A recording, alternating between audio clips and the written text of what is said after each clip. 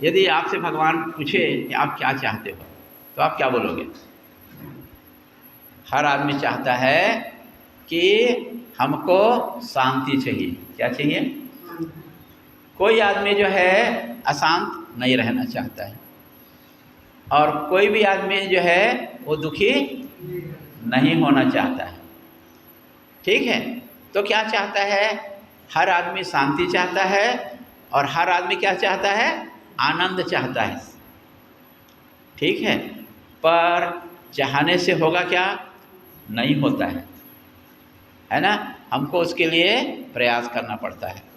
तो क्या करना पड़ेगा? तो शास्त्र के बात को हमको मानना है। क्या करना है? शास्त्र के बात को हमको मानना है। तो शास्त्र क्या बोलता है, थोड़ा सा एक श्लोक पर हम लोग थोड़ा चर्चा कर लें।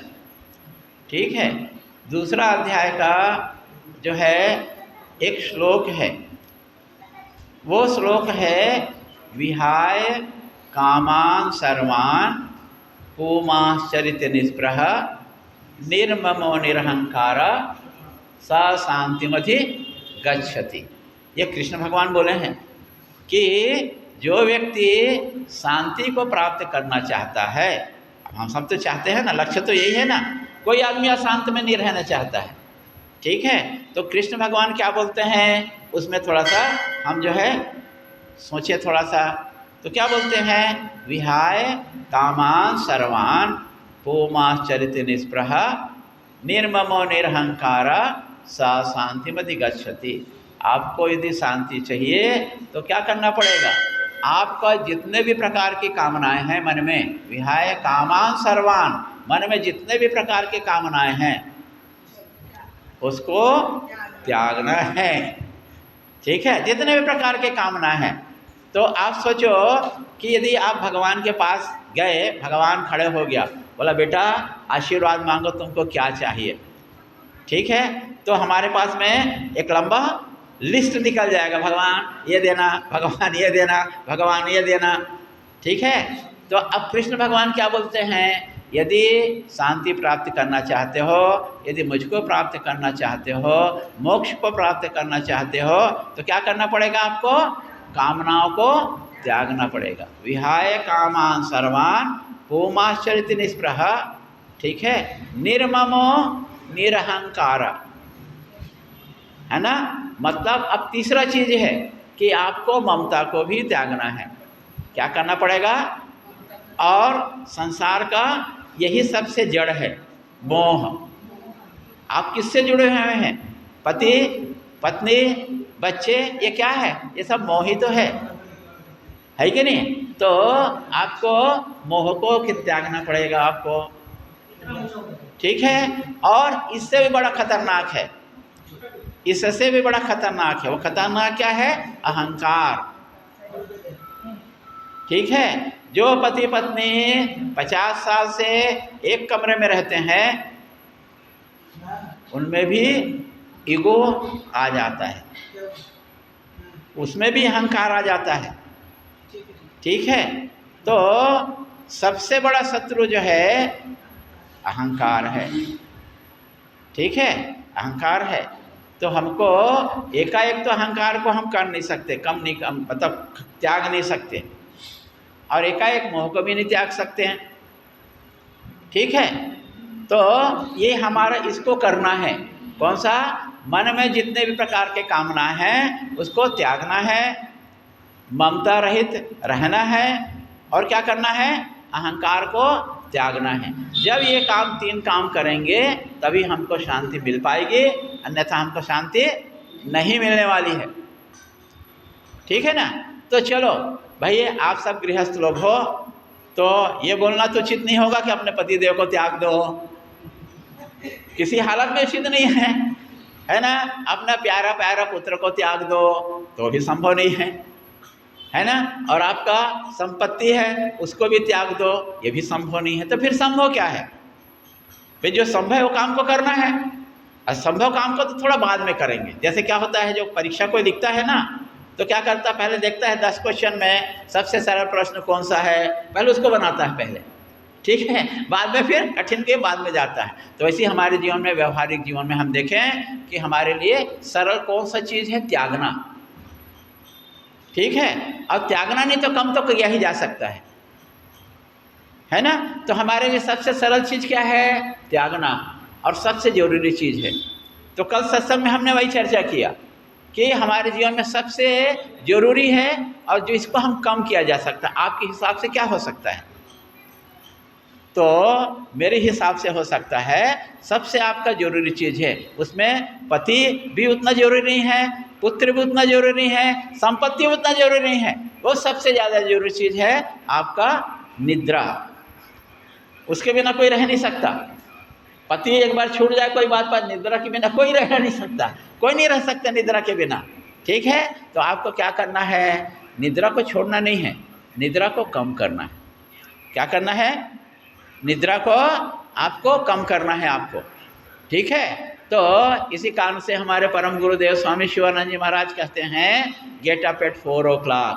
क्या बोले? है ना, सुबह 4 बजे सो के उठो। तो यदि आपको अभी कहा जाए कि 4 बजे सो के उठना है, 4 बजे सो के उठना है तो मुश्किल हो जाएगा। तो कम से कम 5 बजे तो उठो, कम से कम, कोई बात नहीं। ठीक है, हाँ, वेरी गुड। अब 4 बजे उठते हो तो आपको 4 से 6 कोई काम नहीं करना है, ब्रह्म मुहूर्त का सही उपयोग करना है ना। यहाँ पर थोड़ा सा गलती करते हैं।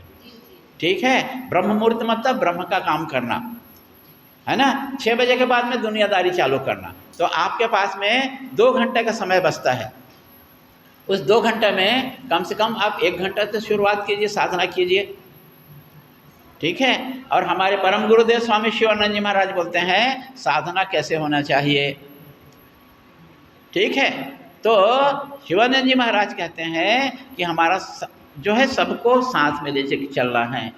थोड़ा सा मंत्र जप करो, थोड़ा सा कीर्तन करो, थोड़ा सा लिखित मंत्र जप करो, शरीर को ठीक ठाक रखने के लिए आसन प्राणायाम करो, थोड़ा थोड़ा करना शुरू करो, है ना। क्योंकि आप मंत्र जब ज़्यादा करोगे पर शरीर ठीक नहीं है, शरीर साथ नहीं दे रहा है, तो आपका ध्यान मंत्र में नहीं लगेगा। तो थोड़ा शरीर को ठीक रखने का भी हमको करना है। ठीक है, तो हमारे लिए लक्ष्य क्या दिए गुरु जी महाराज ने? हमारे लिए लक्ष्य दिए कि हमारा लक्ष्य है 200 माला का मंत्र जप करना। क्या करना है? आप भले 11 माला से शुरू करो, ठीक है, उसको 50 करो, 100 करो, पर हमारा लक्ष्य तो हमको मालूम होना चाहिए कि 200 माला का हमको मंत्र जप करना है। ठीक है, और इससे ही काम नहीं चलेगा, आपको दिमाग को ठीक रखने के लिए स्वाध्याय भी करना पड़ेगा, हमारे शास्त्रों का अध्ययन करना पड़ेगा। थोड़ा सा अध्ययन करो, ठीक है, ऐसा करना। एकादशी के दिन में संभवतः व्रत करना, शरीर साथ दे रहा तो व्रत करना, ऐसा जो शिवानंद जी बोले। पर शिवानंद जी के एक सूत्र को पकड़ के रखना। 2 सूत्र बताऊंगा। स्वामी शिवानंद जी बोलते हैं कि डू इट नाउ। ठीक है, डोंट पोस्टपोन। आपके मन में अच्छा विचार आता है तो उसको तुरंत कर दो, और यदि बुरा विचार आता है तो जितना उसको टाल सकते हो उतना उसको टालना है उसको। ठीक है ना, ये व्यवहारिक बात है। और दूसरा है बियर एंसर्ड बियर इंजरी। आपको अपमान को सहना है। ठीक है, अब यदि पति आपको अपमानित करता है, सहते हो कि नहीं सहते हो? सहना पड़ेगा, तो आप जो है टिक पाओगे। कहीं भी हो, बहुत जगह अपमानित होते हैं पर सह जाते हैं।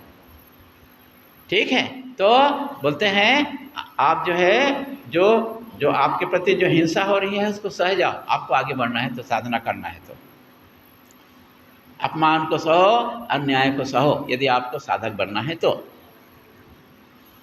ठीक है, तो बियर इंसर्ट बियर इंजरी। और तीसरा महत्वपूर्ण हम सब के लिए ज़रूरी है कि बोलते हैं एडजस्टमेंट। जिसके साथ में हो, अड़ोसी के साथ, पड़ोसी के साथ, पति के साथ में, पुत्र के साथ में, बहू के साथ में, हमको सिर्फ एक कला सीखना है, और वो है सबके साथ में तालमेल बैठा करके रखना। हर के साथ में तालमेल बैठा के रखना, यदि हमको सुखी होना है तो कृष्ण भगवान क्या बोले? यदि आपको शांति प्राप्त करना है तो आपको क्या करना पड़ेगा? जो है मन में जितने भी प्रकार की इच्छाएं उसको त्यागना पड़ेगा, और आपको ममता हटाना पड़ेगा, मोह को हटाना पड़ेगा, अहंकार को कम करना पड़ेगा। पर स्वामी शिवानंद जी का एक बहुत बढ़िया फार्मूला है, आप सबके साथ में यदि आप तालमेल बैठा के रखते हो तो आप हमेशा शांति में रहोगे, आप हमेशा आपको सुख मिलेगा। तो चलिए आज के दिन में बस इतना ही है। भगवान आप सभी को जो है स्वास्थ्य उत्तम रखे, स्वास्थ्य निरोगी रहे, ठीक है। और गुरु जी बात को आप मानते रहो, माँ लक्ष्मी की विशेष कृपा हो। इन समस्त प्रकार के कामनाओं के साथ में हम जो है 5 बार पंचाक्षरी मंत्र करेंगे एक साथ, 11 बार महामृत्युंजय मंत्र करके हम शांति पाठ करके यहाँ पर विश्राम ले लेंगे। तो चलिए थोड़ी देर के सीधा बैठो। ओ